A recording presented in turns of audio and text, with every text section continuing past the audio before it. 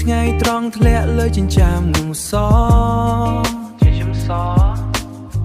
ខ្ញុំអង្គុយចាំមើលសកម្មភាពស្ងាត់កែភ្នែកថ្លាឆ្វេងឆ្លុះបញ្ចាំងភាពរស់រវើឲ្យយឺតរលងបិទបាំងភាពនឿយហត់ខ្លាឃ្មុំតូចមួយនៅលើទ្រូងមើលទៅគួរឲ្យស្រឡាញ់ដូចកូនក្មេងគួរឲ្យស្រឡាញ់ផ្ដិតយករូបភាពនេះទៅក្នុងបេះដូងពេលវេលាដែលយើងបានកសាងទោះបីជារូបភាពស្ងាត់ឆ្ងំតែវាពោពេញទៅដោយក្តីសង្ឃស្នាមញញឹមមួយនេះខ្ញុំឲ្យតែអ្នកទាំងអស់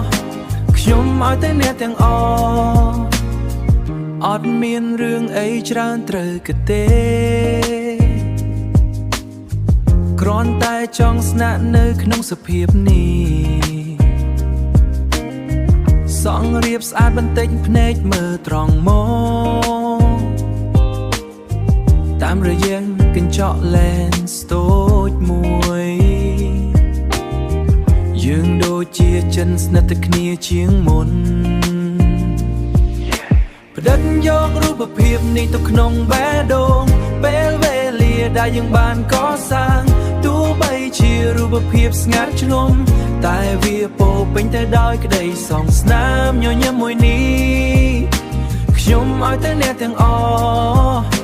ខ្ញុំឲ្យតែអ្នកទាំងអស់សន្តិភាពក្នុងចិត្តសន្តិភាពក្នុងចិត្តស្ងាត់ស្ងាត់ក៏មានន័យ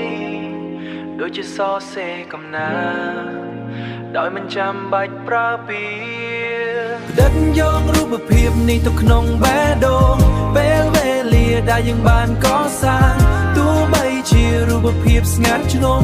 តែវាពោពេញទៅដោយក្តីសង្ឃស្នាមញញឹមមួយនេះខ្ញុំឲ្យតែអ្នកទាំងអស់ខ្ញុំឲ្យតែអ្នកទាំងអស់រក្សារូបភាពនេះទុករហូតដល់ថ្ងៃក្រោយបាទ